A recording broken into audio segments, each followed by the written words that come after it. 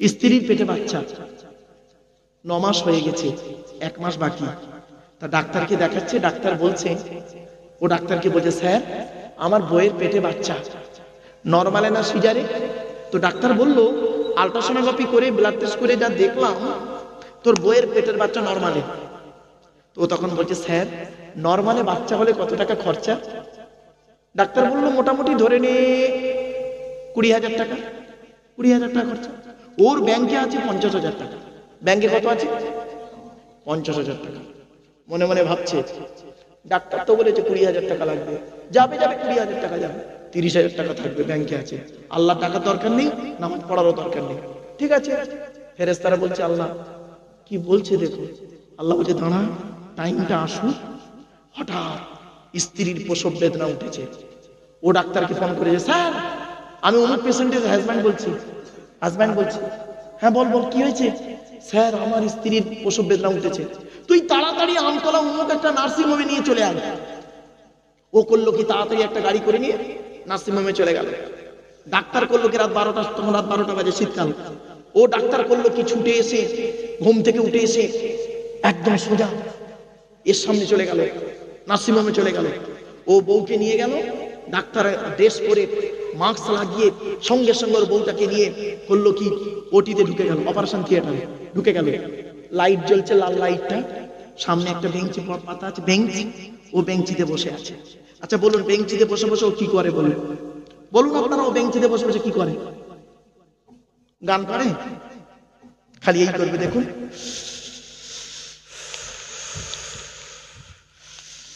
মানে হাত মোচাবে, টেনশন করছে, কি হয় কি হয়। ফেরেশতারা বলছে, আল্লাহ গরম করছে কেন? আল্লাহ বলে, দেখলি ওর বইয়ের বাচ্চা হচ্ছে আর ও খালি হাত ও টেনশন করছে। আর কি করে দেখ, খালি আদম সন্তান আরো কিরকম কেলোর কীর্তি দেখ, কিরকম করে দেখ। ভালো। 1 ঘন্টা পরে ডাক্তার বের হয়েছে। বের হতেই ও গিয়ে বলছে, আমার বইয়ের খবর কি? টেনশনে ওর মুখের ভাষা জড়িয়ে গেছে অলরেডি। আল্লাহ বলছে, দেখ মুখের ভাষা জড়িয়ে গেছে, দেখ টেনশনে। তখন ডাক্তার বলছে, মাস্কটা খুলে বলছে, তোকে বলেছিলাম নরমালে হবে জানিস, তোকে বলেছিলাম নরমালে জানিস, কিন্তু এখন যে পজিশন দেখছি, পাটা বেঁকে আছে, একটা অপারেশন করতে হবে আর সিজার করতে হবে। ও তখন বলছে, স্যার টোটালে কত খরচা? টোটালে কত খরচা? তো ডাক্তার বলল, মোটামুটি ধরে নে 1.5 লাখ টাকা। কত কত কত? 1.5 লাখ টাকা। ওর ব্যাংকে আছে কত? এবার রব্বানা জালামনা আনফুসানা ওয়া ইল্লাম তাগফির হুজুর পৃষ্ঠা পরিচাপ দরকার। কিছু বুঝতে পারছেন? ওয়াজ শুরু করে দিয়েছে। আল্লাহ বলে, দেখলি এতদিন আমাকে ডাকেন, এতদিন আমাকে ডাকেন। ডাক্তারের ভরসায় ছিল, নরমালে হয় বলেছে, ভরসায় ছিল, আমাকে ডাকেনি। বেটা বিপদে পড়েছে, রব্বানা জালামনা শুরু করেছে, ব্যাস কান্নাকাটা শুরু করেছে। এত কান্না কাঁদছে, লাস্টে ডাক্তারের পায়ে জড়িয়ে ধরছে। ডাক্তার বলছে, কাঁদিস দাদা দাদা, তোর বাড়ি কোথায় রে? তোর বাড়ি কোথায়? স্যার এনায়েতনগরে। তোর বাপের নাম কি? স্যার আব্দুল জব্বার। ও তুই জব্বারের ছেলে? আরে তোর বাপ আর আমি একসঙ্গে প্রাইমারি স্কুলে পড়তাম। আমি 4 পাস করে মিশনে গিয়ে ডাক্তারি পড়ে এলাম, আর তোর বাপ ওই দর্জির কাজ করতে লাগলো। যাক যা হয়েছে, শোন তুই এক কাজ কর, তুই তোর আল্লাহকে ডাক, আমি আবার একবার চেষ্টা করে দেখি। ডাক্তার আবারও গেছে ওটির মধ্যে, শোনে প্র্যাকটিক্যাল ওয়ান, আবার ওটির মধ্যে গেছে। এবার ও কি করে বলুন? ও এবার কি করে দেখুন, দ্বিতীয় স্টেপ। প্রথম স্টেপটা তার হাতের মোচড়া ছিল, দ্বিতীয় স্টেপটা শুনুন। আল্লাহ যদি আমার বউ বাচ্চা বেঁচে যায়, মসজিদে 1 কুইন্টাল রড দেবো, মাদ্রাসায় 100 বস্তা সিমেন্ট দেবো। হরদম খালি মান্নত করছে, বুঝতে পারছেন? ফেরেশতারা বলছে, আল্লাহ আপনার কত দানশীল বান্দা, দেখুন কত মান্নত করছে। আল্লাহ বলছে, চিটিং বাজ, একটাও দেবে না, ও চিটিং বাজরা দেবে না। ফেরেশতারা বলছে, আল্লাহ দেবে না? বলছে, হ্যাঁ দেবে না। দেখ দেখ এক্ষুনি দেখ না কি হয়, দেখ। ভোর 3টে বাজে ডাক্তার বের হয়েছে। ডাক্তার বের হয়ে না ওর সামনে এসে ঠিক এইভাবে দাঁড়িয়ে আছে, দেখুন। ও ভেবেছে আমার বউ বাচ্চা দুটোই মরে গেছে। এইভাবে যখন দাঁড়িয়ে যাচ্ছে চুম মেরে, কিছুক্ষণ পরে মাথায় হেঁট করে উঠে মাস্কটা খুলে কি বলছে জানেন? তোর কপালটা খুব ভালো জানিস, তোর বইয়ের পেটের বাচ্চা নরমালে হয়েছে আর বেটা ছেলে হয়েছে। মুহূর্তের মধ্যে ও কি বললো শুনলেন? স্যার আপনি ছিলেন বলে আমার বউ বাচ্চা বেঁচে গেছে, নইলে মরে যেত। আল্লাহ ফেরেশতাদের বললে, দেখলি দেখলি এতক্ষণ আমার দান করছিল, রব্বানা জলামনা করছিল, আর যেই বিপদ থেকে উদ্ধার হয়ে গেল আমার ভুলে গেল, আমার ভুলে গেল। কোরআন বলছে আমি বলিনি, ফাইদা মাসাল ইনসানা দুররু দানা লিযামবিহি আও কাইদান আও কাইমা ফালাম্মা কাশাফনা আনহু দুররাহু মাররা কাআল্লাম ইয়াদউনা ইলা দুররিম মাসসা। 11 নম্বর পারা, একেবারে 7 নম্বর পৃষ্ঠা, 12 নম্বর লাইন, সূরার নাম সূরা ইউনূসের 11 নম্বর আয়াত। আল্লাহ বলে দিলেন, এ মানব জাতি এমন, এরা যখন কোনো বিপদে পড়ে দাঁড়িয়ে বসে শুয়ে আমি আল্লাহ আমার কাছে কাকুতি মিনতি করে কান্নাকাটা করে, ঠিক না বেটি? এ মানব জাতি এমন, এদের যখন আমি একটু বিপদ দিয়ে টেস্ট করি, এরা আমার কাছে কাকুতি মিনতি করে দাঁড়িয়ে বসে শুয়ে, তখন বুঝতে পারছেন? দাঁড়িয়ে বসে শুয়ে, আল্লাহ বলছে কোরআনে, দাঁড়িয়ে বসে শুয়ে কাকুতি মিনতি করে কান্নাকাটা করে। আর যেই ওর বিপদ থেকে উদ্ধার করে দিই, এমন ভাবে বাইরে বাজারে বুক ফুলিয়ে চলে, ওর যেন কোনো বিপদই হয়নি। আমার বাপের অনুরোধ করে শুনে নিন, তাই আল্লাহর কোরআন জানিয়ে দিল, 1 নাম্বার হলো মান আমানা বিল্লাহ, 100% আল্লাহকে আপনি বিশ্বাস করুন। আল্লাহর নবী কি করতেন শুনে নিন, খেতে গেলে আল্লাহর নাম, খেতে গেলে আল্লাহর নাম, শুতে গেলে আল্লাহর নাম। এই জন্য আল্লাহ রাসূল বলতেন, কুল্লু আমরিন জিবাদিন লাম ইউবদা বিসমিল্লাহির রহমানির রহিম ফাহুয়া আফতার। আল্লাহর নবী বলেছেন, প্রত্যেকটা কাজ যখন শুরু করবে বিসমিল্লাহ দিয়ে শুরু করবে।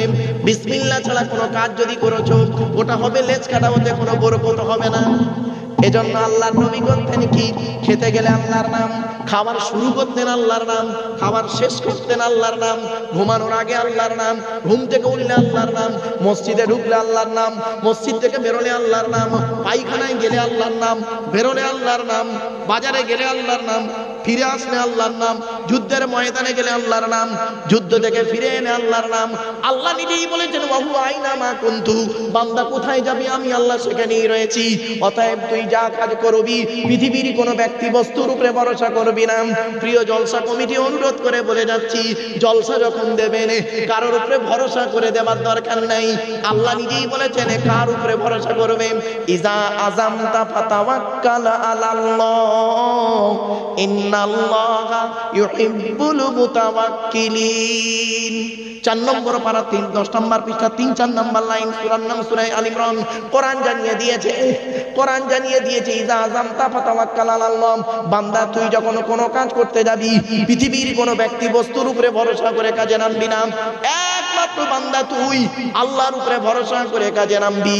যারা আল্লাহর উপরে ভরসা করে কোনো কাজে নামে, আমি আল্লাহ তাদের অত্যন্ত ভালোবাসি। আচ্ছা, ভরসা কাকে বলে একটা উদাহরণ দেবো? দেবো? ভরসা কাকে বলে? এই দেখেন, মনে রাখবেন, আমার বক্তব্যের মধ্যে উদাহরণগুলো ফলো করবেন। ভরসা কাকে বলে দেখুন, একটাই রাস্তা। কটা রাস্তা? একটাই রাস্তা ছিল, দুটো দল গেল। প্রথম দলটা পার হয়ে গেল, আর দ্বিতীয় দলটা ডুবে মরে গেল। একটাই রাস্তা, একটাই রাস্তা, দুটো দল গেল। প্রথম দলটা পার হয়ে গেল, দ্বিতীয় দলটা ডুবে মরে গেল। শুনে নিন, রাস্তাটার নাম ছিল নদীর মাঝখান। দল দুটোর নাম হলো মুসা নবীর দল, ফেরাউনের দল, ঠিক না বেঠিক? মুসা নবীর ভরসাটা রাস্তার উপরে ছিল না, ভরসাটা ছিল আল্লাহর উপর, পার হয়ে গেল। আর ফেরাউনের ভরসাটা আল্লাহর উপরে ছিল না, রাস্তার উপরে ছিল, সৈন্যদের উপরে ছিল, বেটা ডুবে মরে গেল। এত সহজ উদাহরণের মাধ্যমে আপনি বাড়ি থেকে ভাববেন। এজন্য অনুরোধ করে আপনাদের বলে যাচ্ছি, প্রত্যেকটা কাজ যখন করবেন আল্লাহর উপরে ভরসা করবেন। লিল্লাহিয়াত রাখবেন সব সময়। আল্লাহ বলছে বান্দা তুই আমাকে সাথে রাখ, আর কারোর লাগবে না। তুই আমাকে সাথে না নিয়ে তুই খালি মাথা দৌড়চ্ছিস, বিপদে পড়লে খালি আমার ডাক দি কেন? সুখের দিন আমাকে ডাকতে নেই? সুখের দিন আমাকে ডাকলি না, খালি বিপদের দিনই ডাকলি। ঠিক আছে, সেই রকমই তুই পাবি। যাচ্ছি, আপনারা সর্বদাই আল্লাহকে সাথে রাখুন, আল্লাহর প্রতি ইমানটা, বিশ্বাসটা 100% রাখুন।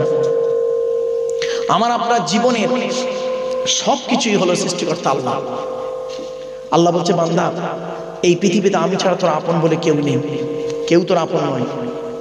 এই পৃথিবীতে দুজন আপনার আমার আপন, দুজন। কজন? দুজন আমার আপনার আপন, বাকি সব পর পর পর পর। আপনার বাপ আপনার আপন নয়, আপনার মা আপনার আপন নয়, ছেলে মেয়ে, স্ত্রী, স্বামী, ভাই বোন, বন্ধু বান্ধব, কেউ আপন নয়, দুজন আপন। এক নাম্বার আল্লাহ বললেন আমি আল্লাহ তোর আপন। তুই আমাকে ডাকলেও তোর খাওয়াবো, আর না ডাকলেও তোর খাওয়াবো, চিন্তা নেই। আর একজন হলো আপন, সে যদি আমাকে বলতো, আল্লাহ বলছেন সে যদি আমাকে বলতো হে আল্লাহ আমার বউ বাচ্চাগুলোকে আপনি ভালো করে হেফাজত করুন, বাকি সব জাহান্নামে যায়, যাক আমার দেখার দরকার নেই, বলেনি। সে একটাই কথা বলে গেছে, একটা আজও পর্যন্ত বলে হাবলি উম্মতি, হাবলি উম্মতি। আল্লাহ আমার উম্মতের কি হবে, উম্মতের কি হবে? এই নবী হলো তোদের আপন, আমি আল্লাহ আর নবী ছাড়া তোর আপন বলে কেউ নেই। এজন্য আল্লাহকে ভালোবাসুন, নবীকে ভালোবাসুন, আল্লাহর কোরআনকে ফলো করুন, কোরআন মোতাবেক জীবনযাপন করুন, হাদিস মোতাবেক জীবনযাপন করুন। চলো এবার আসছি মসজিদ কমিটি হতে গেলে 5টা গুণ কি কি? এক নাম্বার মান আমানা বিল্লাহ, 100% আল্লাহকে বিশ্বাস করতে হবে। 2 নাম্বার হলো ওয়াল ইয়াউমিল আখির, কিয়ামতকে বিশ্বাস করতে হবে 100%। আচ্ছা কি কিয়ামতকে বিশ্বাস করবেন আপনারা? এখানে বসে বসে ভাবুন, কবরে আমার শুতে হবে, কবরে আমার শুতে হবে। মনে রাখবেন আল্লাহ ছাড় দেয়, ছেড়ে দেয় না। কি বললাম? আল্লাহ ছাড় দেয়, ছেড়ে দেয় না। একটা উদাহরণ দেবো, কি বলুন? একদম বুড়ো বয়স পর্যন্ত মনে রাখবেন উদাহরণটা। আল্লাহ ছাড় দেয়, ছেড়ে দেয় না। দেখুন, ছেলের বয়স 40, বাপের বয়স 70। 70 বছরের বুড়ো বাপটা একদিন একটু ভুল করে ফেলেছে। 40 বছরের ছেলেটা বইয়ের সামনে বাপের গালে একটা চড় মারলো। বাপ ওই চড়টা খেয়ে পাল্টা না মারতে পেরে, বুড়ো মানুষ তো, মসজিদে গিয়ে ঝরঝর করে কাঁদছে। আল্লাহ ফেরেশতাদের বলছে ও কাঁদছে কেন রে, কি হয়েছে? ফেরেশতারা বলছে আল্লাহ যে ছেলেটার জন্য অনেক কিছু করেছিল, সেই ছেলেটাই বড় হয়ে ওর বৌমার সামনে ওর গালে চড় মেরেছে, তাই ও কাঁদছে। আল্লাহ বলছে ওর কাঁদতে মানা কর, ওর হাতে একটা চাবি দিয়েছি, চাবিটা কি শুনে নিন। আল্লাহ নবী বলেছেন 3 ব্যক্তির দোয়া আল্লাহর দরবারে কবুল হয়, কোনো মিস যায় না। 1 নাম্বার হলো দাওয়াতুল মাজলুম, অত্যাচারকৃত মানুষের দোয়া আল্লাহর দরবারে কবুল হয়, কোনো মিস যায় না। 2 নাম্বার হলো দাওয়াতুল মুসাফিরিন, মুসাফিরের দোয়া আল্লাহ কবুল করেন, কোনো মিস হয় না। 3 নাম্বার হলো দাওয়াতুল ওয়ালিদি আলা ওয়ালাদিহি, কোন বাপ আর মা যদি নিজের কলিজার টুকরা সন্তানের জন্য দোয়া চেয়ে যায়, বিদ্যুতের থেকে দ্রুত গতিতে বাম্মার দোয়াটা আল্লাহর দরবারে কবুল হয়ে যায়। যাদের বাড়িতে বুড়ো বুড়ি বাম্মা বেঁচে আছে, কাঁদাবেন না খবরদার, যা করেছেন, যদি করে থাকেন ক্ষমা চেয়ে নেবেন। চলো, লোকটা কাঁদছে বসে বসে, তো ভালো, অনেকক্ষণ কাঁদার পরে মসজিদ থেকে বের হয়ে এসছে। কি আর করবে, ছেলে মেরেছে বৌমার সামনে, মানের জেতের খাতিরে কি করবে? কারোর কাছে তো যাওয়ার রাস্তা নেই, বাড়িতে আসছে। 4 মাস পর লোকটা স্ট্রোক করে মারা গেছে। 4 মাস পরে লোকটা স্ট্রোক করে মারা গেছে। ছেলে করলো কি, জানাজা পড়িয়ে মাটি দিয়ে চলে এলো। 1 বছর 2 বছর খেয়াল রাখলো, বাপের কথা ভুলে গেল, ব্যাস হয়ে গেল। 30 বছর পর, কত বছর 30 বছর পর তখন এর বয়স কত হবে ছেলের? 70। এ 70 বছরের বুড়ো, 6 বার হজ করেছে, 12 বার উমরা করেছে, বুঝতে পারছেন? 6 বার হজ করেছে, 12 বার উমরা করেছে, 4টে ছেলে। ছোট ছেলেটা না একটু টেটিয়া টাইপের। হঠাৎ একদিন ছোট ছেলের সঙ্গে হাজী সাহেব তর্ক করতে করতে কি একটা হয়েছে, আর ছোট ছেলের বইয়ের সামনে ছোট ছেলে করেছে কি হাজী সাহেবের ঠাস ঠাস করে এগালে একটা দিয়ে দিয়েছে। যেই চড় মেরে দিয়েছে না, দুটো কালে দুটো চড় মেরেছে না, মারতেই অমনি আঘাত লেগেছে। সোজা ওযু করে মসজিদে গিয়ে নামাজের পাটিতে বসে আল্লাহর কাছে হাত তুলে কাঁদছে, রব্বানা জালামনা, আল্লাহ আমারে আমার ছেলে মেরেছে, আমি আপনার কাবাগর তওয়াফ করেছি, আপনার কাবাগর তওয়াফ করেছি, হজরে আসওয়াদে চুমা দিয়েছি, নবীর রওজা মোবারকে জিয়ারত করেছি, সাফা মারওয়া দৌড় করেছি, 6 বার হজ করেছি, 12 বার উমরা করেছি। আল্লাহ আমার ছোট ছেলে বউয়ের সামনে আমাকে মারলো, আল্লাহ তুমি এর বিচার করো। আল্লাহ ফেরেশতাদের বলছে ওকে বলে দে আমি বিচার করে দিলাম। 30 বছর আগে তুই তোর বাপের গালে একটা চড় মেরেছিলিস, ওটাকে আমি তুলে রেখেছিলাম, আজ সেটা 2টো চড় মেরে রিটার্ন দিলাম। আমি আল্লাহ ছাড় দিই, ছেড়ে দিই না। বাড়ি থেকে ভাববে, প্রত্যেকটা কথার ভিতরে একটা লজিক থাকবে। চলো না গিয়ে যাই। এখানে বসে বসে একটু ভাবুন বাপেরা, চোখ দুটো বন্ধ হয়ে গেলে সব শেষ। কবর কাউকে ছাড়বে না, কবর কাউকে ছাড়বে না। আর বাপের কবরটাকে, মায়ের কবরটাকে আপনারা করবেন কি জানেন? একটু পরিষ্কার পরিচ্ছন্ন রাখবেন। জানি না আপনাদের এখানে কবরস্থানগুলো কেমন, জঙ্গল টঙ্গল করে রেখেছেন, কিন্তু আল্লাহ পাক ভালো জানে। তবে আমি আমার বাম্মার কবরটা কিভাবে করে রেখেছি, কোনোদিন যদি যান গরিবের বাড়িতে একটু দেখে আসবেন, দেখে আসবেন। আমি আমার বাপ আর মায়ের কবর পাশাপাশি দিয়েছি। আর বাম্মার কবরটাকে প্রতিদিন যখন আমি জলসায় বেরোই, আব্বা আমার কবর জিয়ারত করেই বেরোই। মনে রাখবেন, আল্লাহর নবীদের পরই স্থান হলো বাপ আর মায়ের। জোরে বলুন। এই কোরআনের দলিল, আমার কথা নয়। নবীর কাছে একজন ব্যক্তি এসেছেন জানেন, লোকটার নাম হলো, সাহাবীটার নাম হলো আমর জামু। কি বললাম বাবা? আমর জামু রাদিয়াল্লাহু তাআলা আনহু। প্রচুর টাকার মালিক, প্রচুর টাকার মালিক। নবীজির কাছে আসছেন।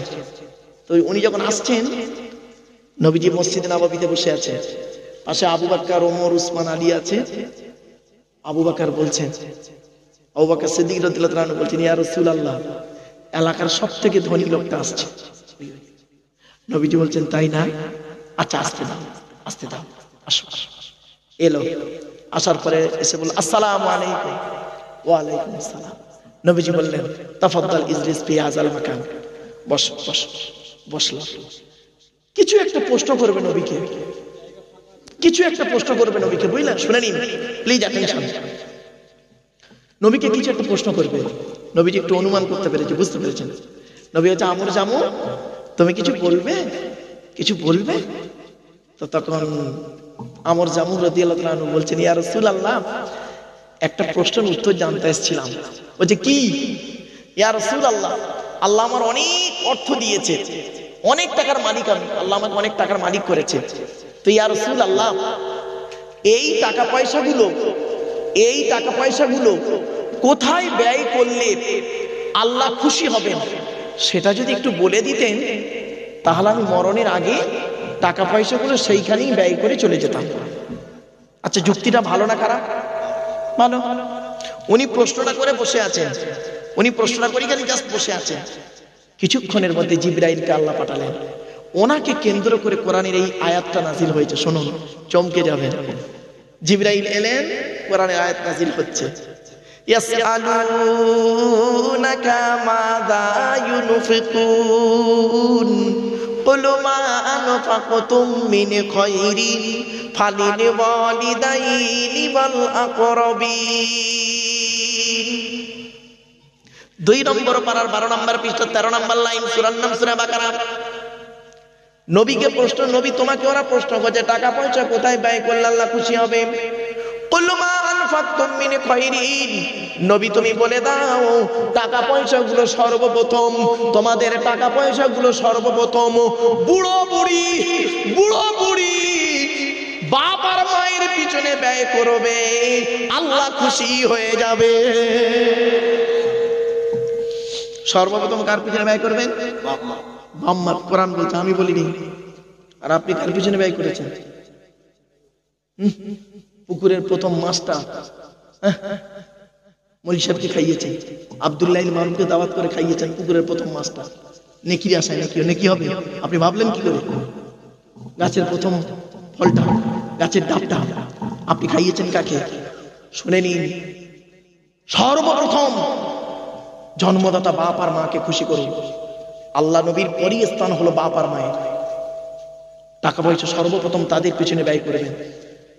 যেদিন বাম্মা চলে যাবে সেদিন থেকে না টাকা থাকবে, খরচা করার লোক পাবেন না। বলে গেলাম আজকে বাম্মা হারিয়েছি তো, তখন গরিব ছিলাম। এ মানুষগুলো জানে আমি কি ঘর থেকে বিলং করেছি। আমি খুব গরিব ছিলাম। মানুষটা জানে, জিজ্ঞেস করুন, এই মানুষটা কিন্তু আপনারা চেনেন। খুব গরিব ঘর থেকে আল্লাহ পাক আমাকে এনেছে, কিন্তু আজ আমার টাকা আছে আমার, অর্থ আল্লাহ দিয়েছে। ভারতবর্ষ, নেপাল, বাংলাদেশে গড়া মানুষ আমি, গভর্নমেন্ট সার্ভিস করি, নিজে জাকাত দিই এখন। কিন্তু সেই বাম্মাকে এখন আর বাপ বলে না। অন্ধকার নীরব নগর চলে গেছে। যখন বেঁচে থাকতো তখন অনেক টাকা পয়সা রাখতাম ওনার কাছে। বাপ মরে যাওয়ার পরে মায়ের কাছে রাখতাম, মাও চলে গেল, খুব কষ্ট হয়। এজন্য অনুরোধ করে বলে যাচ্ছি, বাম্মা কি জিনিস যেদিন চলে যাবে না সেদিন বুঝবেন। বুড়ো বাপ যদি বাড়িতে বসে থাকে, এলাকার কোন মায়ের লালের ক্ষমতা নাই আপনার উপরে আঙুল তুলে কথা বলে, ঠিক না বেটি? কথা বলার আগে 10 বার ভাববে, এই ওর বাপ বেঁচে আছে, এক্ষুনি বেরিয়ে আসবে। বুড়ো বাপটা বাড়িতে বসে আছে, মরেনি, বসে আছে বুড়ো বাপ, লোকের একটা ভয় আছে। আর যেদিন বাম্মা চলে যাবে না, চাস্তো ভাইটা এসে পিঠে চলে যাবে, আহা বলার কেউ থাকবে না। বাম্মা যতদিন বেঁচে আছে গুরুত্ব দিন। অনুরোধ করে বলে যাচ্ছে, বাম্মার নামে দান খয়রাত করবেন। আল্লাহ নবীর কাছে এই আয়াত যখন নাজিল হলো সাহাবীরা জজ্জর করে কাঁদছে। একজন উঠে দাঁড়িয়ে বলছে, ইয়া রাসূলুল্লাহ, আমি যুদ্ধের ময়দানে গিয়েছিলাম, এসে দেখছি আমার মা মারা গেছে, এখন আমি কি করব? আমার কি করণীয় বলুন? নবীজি বললেন, শোনো, তোমার মা মারা গেছে, তুমি দুটো কাজ করো। 1 নাম্বার, তুমি তোমার মায়ের জন্য রুহে মাগফিরাতের দোয়া চাও, আল্লাহ যেন তোমার মাকে ক্ষমা করে দেয়, গোরাজাবকে মাফ করে দেয়, 1 নাম্বার। আর 2 নাম্বার, তুমি কি করবে? মায়ের নামে তুমি দান খয়রাত করো, কবরে শুয়ে শুয়ে তোমার মা সওয়াব পাবে। আরেকজন ব্যক্তি উঠে দাঁড়িয়ে বলছে, ইয়া রাসূলুল্লাহ, আমার বাম্মা দুজনেই মারা গেছে, আমি এখন কি করব? নবীজি বললেন, শুনুন হাদিসটা, মান যারা কবরা আবাওয়াইহি আও মাহদিহিমা ফি কুল্লি জুমআতিন গুফিরা লাহু ওয়া কুতিবা লাহু বারাআ। নবী বলেন, জুম্মার দিনে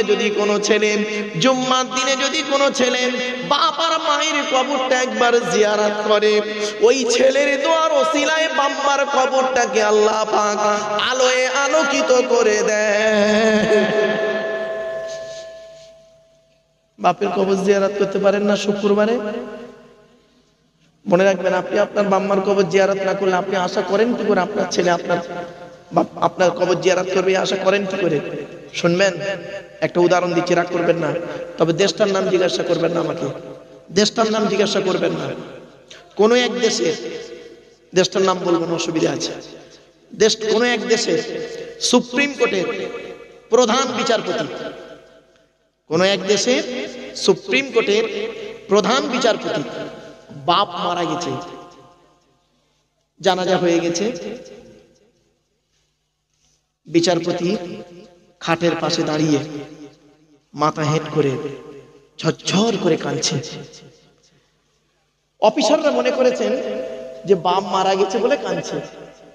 তখন একজন অফিসার এসে বলছে, স্যার প্লিজ, বাম্মা তো আর সারা জীবন থাকে না, মৃত্যু তো হবেই একদিন, চলুন আমরা দাফন করব, মানে মাটি দেবো, জানাজা হয়ে গেছে।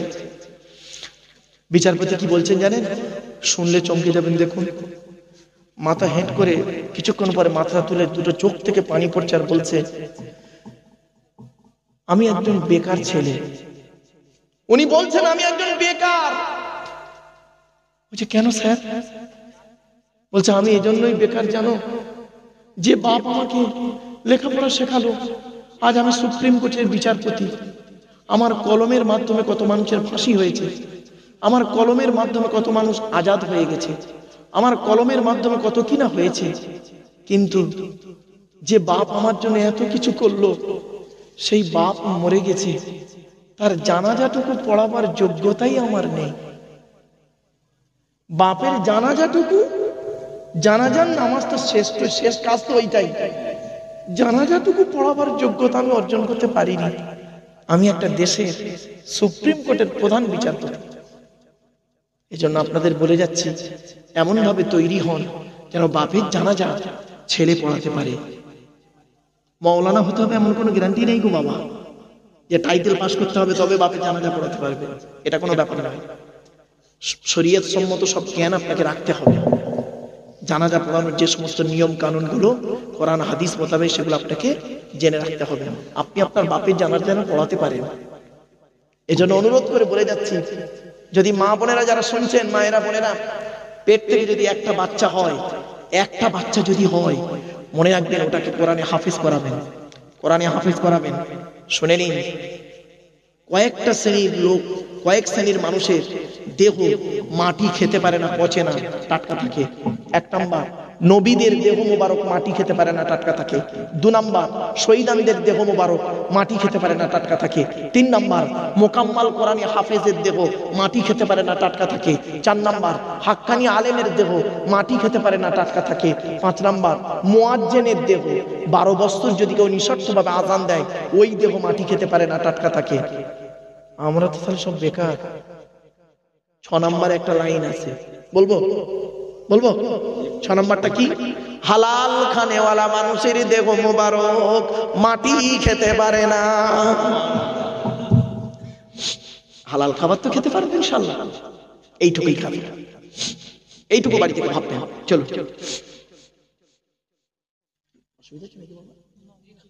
একবার দরুদ শরীফ, আল্লাহুম্মা।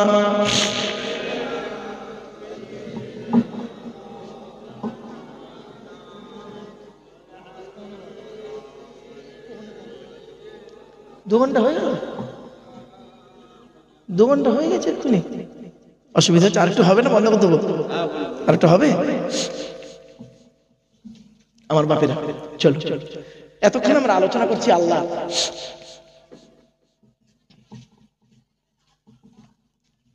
এসে গেছে? আচ্ছা ঠিক আছে, চলো। অতক্ষণ বলতে পারবো না, অতক্ষণ হয় আসলে অনেক জার্নি করে। আচ্ছা দেখি, চলুন কত হয় দেখি। যাক, এসে গেছেন তো? ভাই এসে গেছেন? একবার তাকবীর দেন, নারায়ে তাকবীর, নারায়ে তাকবীর। আওলাদে সৈয়দ সাহেব হুজুর কিবলা, আওলাদে সৈয়দ সাহেব হুজুর কিবলা, নারায়ে তাকবীর। বাপেরা, আমার মাথার তাজ, আমার উস্তাদ, আমার উস্তাদের, আমার শিক্ষকের কলিজার টুকরা সন্তান আমার পরে আসবে। আমার উস্তাদের কলিজার টুকরা সন্তান আমার পরে আসবে। চলে তার জ্ঞান গর্ব বক্তব্য আপনার শুনবেন, জ্ঞান গর্ব বক্তব্য শুনবেন। চলুন আমি কয়েকটা কথা বলে দিচ্ছি এবার। এতক্ষণ আমরা আলোচনা করছি বিভিন্ন দিক নিয়ে। এখন মসজিদ থেকে বেরোইনি, মসজিদ থেকে এখনো বেরোইনি। চলুন তাহলে 1 নাম্বার কি? 100% আল্লাহকে বিশ্বাস করুন। 2 নাম্বার কি? কিয়ামতকে বিশ্বাস করুন। 3 নাম্বারটা কি? ওয়া আকামাস সালাত, 5 ওয়াক্ত নামাজ আদায় করুন। 4 নাম্বারটা কি? ওয়া আতাজ যাকাত, যাকাত আদায় করুন। যাদের উপরে যাকাত ফরজ হয়েছে, আমার ধারণা ঠিক হতে পারে, ভুল হতে পারে। বাচ্চাই চুপ চুপ, আমার ধারণা ঠিক হতে পারে, ভুল হতে পারে। এই গ্রামে 90% লোকের উপরে যাকাত ফরজ হয়ে গেছে। ভুল বললাম নাকি? আমি কম করে বললাম। এই গ্রামে মানুষ নামাজ পড়ে, যাকাত দিতে চায় না। কোরআনে আল্লাহ যেখানে নামাজের কথা বলেছে, অনেক জায়গাতে বলেছে আকিমুস সালাত ওয়া আতুজ যাকাত, যাকাত আদায় করে। আপনি কি জানেন যাকাত না দিলে কি হবে? কোরআনে দলিল, ইন্নাল্লাযীনা ইয়াকনিজুনা আয-যাহাবা ওয়াল ফিদ্দাতা ওয়া লা ইউনফিকুনাহা ফী সাবীলিল্লাহ ফাবাশশিরহুম বিআযাবিন আলীম ইয়াওমা ইউহমা আলাইহা ফী নারি জাহান্নামা ফাতুকওয়া বিহা জিবাহুহুম ওয়া যুনুবুহুম ওয়া যুহুরুহুম হাযা মা কানাসতুম লিআনফুসিকুম ফাযুকু মা কুনতুম তাকনিজুন। সূরা তাওবা 10 নম্বর পারা 11 নম্বর পৃষ্ঠা। আল্লাহ নিজেই বলছেন যারা যাকাত দেয় না তাদেরকে কিয়ামতের মাঠে কঠিন শাস্তি দেওয়া হবে। ওই সোনা চাঁদি রূপগুলোকে ওদের জাহান্নামের আগুনের বেড়ি করে গলায় লটকে দেওয়া হবে। বাপেরা যাকাত দেবেন, যাকাত থেকে দূরে সরে থাকবেন না। যাকাত হলো মালের পবিত্রতা, দেহের পবিত্রতা হলো কি নামাজ রোজা, আর মালের পবিত্রতা হলো যাকাত। যাকাতের গুরুত্ব খুব বেশি, খুব বেশি। যাকাত দেবেন।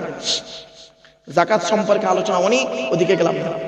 5 নাম্বার হলো ওয়ালাম ইয়াখশা ইল্লাল্লাহ, আল্লাহ ছাড়া কাউকে ভয় করবে না। এজন্য অনুরোধ করে বলে যাচ্ছি, ভয় করবেন আল্লাহকে, আল্লাহকে ভয় করবেন। আপনারা একটা ফর্ম পেয়েছেন, একটা ফর্ম পেয়েছেন, তাতেই আপনাদের রাতের ঘুম উড়ে পালিয়েছে, ঠিক না বেটি? আরে বাবা এসআইআর পড়ো, এই একটা ফর্ম পেয়েছে, এতেই রাতের ঘুম উড়ে পালিয়েছে। আল্লাহ ফেরেশতাদের বলছে দেখ ভারতের অবস্থা দেখ, মুসলমানগুলোর অবস্থা দেখ, একটা সামান্য ফর্ম এসেছে, ওই ফর্মে ওদের ঘুম উড়ে গেছে। 2002 সালে খুঁজতেছে। ওরে বোকা, আল্লাহ বলছে শোন, কে তোদের বললো Aadhaar card, voter card, ration card, PAN card, জমির দলিল, পাসপোর্ট, ড্রাইভিং লাইসেন্স, জন্ম সার্টিফিকেট, রেসিডেন্সিয়াল সার্টিফিকেট, 1971 আগের দলিল ইত্যাদি ইত্যাদি ইত্যাদি ইত্যাদি তোদের বললো? 8টা কাগজ তোর লাগবে। সেই 8টা কাগজের ভয়ে তোরা কি করলি? নামাজ রোজা ছেড়ে দিয়ে বিডিও অফিস দৌড়চ্ছিল।